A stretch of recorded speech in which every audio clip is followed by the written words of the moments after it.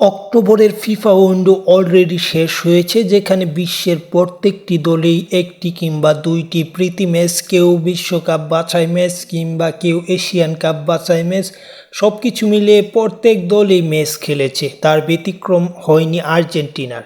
তারা দুইটি ম্যাচ খেলেতে দুইটি ম্যাচে জিতেছে। একটি ম্যাচে ভেনেজুয়েলাকে তারা হারিয়েছে 1-0 গোলের ব্যবধানে, আরেক ম্যাচে তারা 6-0 গোলে জিতেছে।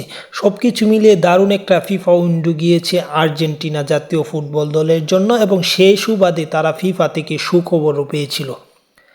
কেননা গত শুক্রবার 17ই অক্টোবর যে ফিফা র্যাঙ্কিং প্রকাশ হয়েছে, সেখানে আর্জেন্টিনা এক ধাপ এগিয়েছে।